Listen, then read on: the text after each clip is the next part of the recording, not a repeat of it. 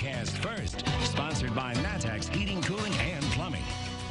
And pleasant good evening to you on this Wednesday night. Actually pretty mild outside. We've had temperatures in the low and upper low 40s here and even some upper 40s. Look at this in Effingham. It's 49 degrees right now, but it has been a little breezy. You can see these winds gusting at 25 miles per hour. 26 in Champaign. These winds are going to stay in that 15 to 25 mile per hour range pretty much all night and into the day tomorrow. A lot of cloud cover. We're not as concerned about fog development tonight, but we're watching it carefully.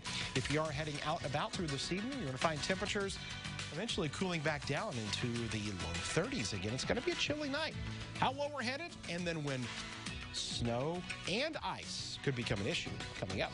WCIA 3 News. That's right now. Now from WCIA 3 News. It's a no-win for everybody. The exodus from Illinois continues. Which counties are seeing the most people leave? There's a really high demand for almost any type of position. But will there be enough jobs to absorb the hundreds of people who are getting laid off? A lot of towns have old water plants and lines. But that's about to change. Which towns will soon get an upgrade? You're watching your local news leader. This is WCIA 3 News at 6. It's a no-win for everybody. Many of us have heard about Illinois' population loss. Now, new numbers from U.S. Census data show Macon County is in the top 4 in the state when it comes to losing people. Good evening, I'm Paul Cicchini. And I'm Jennifer Roscoe. Macon County alone lost more than 6,000 people between 2010 and 2018. It was only beat by Cook, Winnebago, and St. Clair counties. WCIA 3's Courtney Bunting is live in our newsroom. So, Courtney, really the whole state is part of this trend. Yeah, Jennifer, they are, and out of the 102 counties in the state, 93 of them have had population loss since 2010. Now, I talked to some of you about why you think that's happening and what could be done to help. The biggest reason is taxes. We're taxed to death. People are leaving because of taxes. That's the first thing that comes to mind for many when you ask why someone would want to leave the state. But each county's population loss looks a little different. A study by WirePoints, based on census data, tracks those losses from 2010 to 2018. And Macon County ranks number 4 out of 102. Peoria and Vermilion aren't far behind. People I talked to say they know many who have considered a shift. I've had a lot of people talk about it, but you know, you're taxed so much that you can't afford to move. You know, it takes everything you have just to survive now, let alone try and pack it up and move. There's a lot of people that have gone to Florida, our friends have, and then a lot of friends have moved to Mount Zion or Maroa Forsyth, for, you know, younger friends that want their children in those schools. Sue Phillips believes there are a lot of great things about the area, but agrees more people need to get behind that idea. Decatur has had a bad rap, I think, and so we need to get it on the upswing. I think the people are so friendly. That's what helps me stay here, too. So why stick around? Well, there are several reasons. But definitely family is the reason that I'm here. But I love Decatur. I've always loved Decatur, so I will be staying here. I have grandchildren over in Indiana, but I'll go visit. But I still think Decatur is a great place. And those who are here seem to have hope that something better could be right around the corner. Only 9 counties showed growth between 2010 and 2018. Those include Champaign, McLean, and Effingham counties. If you want a full breakdown of those population differences by county, you can go to our website at WCIA.com. Live in the control room, Courtney Bunting, WCIA 3, your local news leader. Yeah, see where your county falls. All right, thank you so much, Courtney. Now, Illinois' population fell again this year. That's the 6th year in a row it's shrunk. Numbers fell by 51,000 in 2019. That's the second most in the nation. We have new details from MATTOON. Many businesses and organizations are coming together to help hundreds who will soon be looking for new jobs. Yeah, we told you yesterday LSC Communications is closing. Now the community is planning for the soon-to-be unemployed workers. WCIA 3's Jamie Mays is here. So, Jamie, you spoke to some current employees. Do any of them have a plan in place? One person told me they already have an interview lined up. Another told me he's still trying to figure things out, but many businesses in the area say they are ready to help out. About 750 workers at LSC Communications in Mattoon heard a life-changing announcement this week. Their place of work will shut down by July. It's obviously going to have an impact on our community.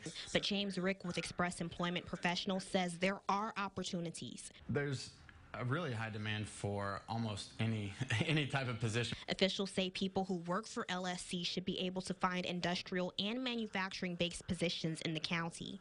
Skilled trades like welding, machine operators, programming, maintenance technicians tend to always be wanted in their area.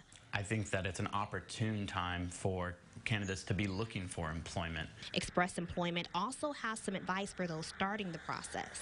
Build your resume and to know your work history. Workers should thoroughly prepare for the interview, follow up with communication with the employer, and get help if needed. In addition to staffing services, I know that the community is really stepping up in a big way and looking for the best ways to help out. The group Coles Together is working on a job fair, hopefully before the plant closes, and Lakeland College is working with organizations and city officials to help those affected. Lakeland has a lot of resources available to those who are impacted by the LSC closure.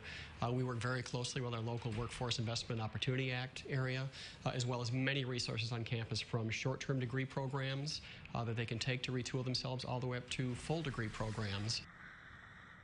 I spoke to employees who told me they were offered a chance to continue working for the company but at other facilities. One employee said none of the positions he was offered were in Illinois. Live in the newsroom, Jamie Mays, WCIA 3, your local news leader. Definitely a tough situation, but it's good they have the community behind them. Jamie, thanks. Well, the company hasn't given a specific reason for the closure. Mattoon's mayor sent a statement yesterday. Part of it mentioned digital media outpacing print media. LSC prints magazines for major publications. We also know LSC was hiring right before the company announced it was closing. Had about 100 positions to fill. A family in Decatur has to find a new place to stay after their house caught fire last night. It happened on Green Street and University Avenue around 8. No one was inside when it happened, but neither the homeowner nor the family had insurance. Fire crews are still looking for a cause. The Red Cross is helping the family find a new place to stay. It's the 9th fire the Decatur Fire Department has handled this year. Police blocked off more than a mile in Vermilion County this morning after a crash. It happened near Main Street and Lynch Road in Danville. Police set up barricades nearly a mile down Lynch Road to keep other drivers away from the scene. No word how many cars were involved or if anyone was hurt. Several small towns across central Illinois might be getting some clear water. A grant will help these communities make crucial water main replacements. Take a look. There are 6 on your screen. Some of those pipes haven't been replaced in almost a century. WCIA 3's Cole Hankey has a couple of those. It may not cover the whole bill, but it's a start. Thanks to a badly needed $500,000 grant, the village of Illiopolis will be able to replace some of their water mains. A lot of towns have old water plants and lines, and unfortunately, like us, they don't have the money to do what we want to do, and these grants are very beneficial to that. The water mains that run underneath Illiopolis are the same ones that were put in place in World War II when their plant was first built. And in the past 6 years alone, those mains have broken 10 times. The mayor is hoping that this money will kickstart an entire replacement of their water main system. And to see the results of that and what that can do for a community, they don't have to look too far down the road. Before the water was yellow. Now it's crystal clear. So it's making much difference. Just 10 minutes down the road, Niantic is also benefiting from the grant. They already replaced some of their lines, and Sonny Multani, who owns a Niantic market, got cleaner water because of it. It's helping us. It's a clean water. We usually use bottled water to drink, and now we can drink the tap water. So there's much difference, and especially the cooking and the fountain soda is getting clean water. Older pipes often mean dirtier pipes, and dirty pipes mean dirty water. Rogers hopes that in a few years, that problem won't exist for his village. That's going to help us quite a bit because we're hoping to replace all of our water mains eventually. So if we can continue to get this grant every year if we apply, then hopefully within a few years, all the mains will be replaced. 26 towns received the grant for fixing different parts of their water systems. In total, the Department of Commerce and Economic Opportunity gave $12.5 million in grants. Someone from Central Illinois will soon be able to say he's a member of the Rock and Roll Hall of Fame. How cool is that? Find out who a little later. Also tonight, the Christie Clinic Illinois Marathon is 3 months away, if you can believe it. why you might want to sign up to run today. And as we look outside downtown Champaign on the Roofing Dog at Bratcher weather camera, recap today 45 and 32, another day of above average high temperatures.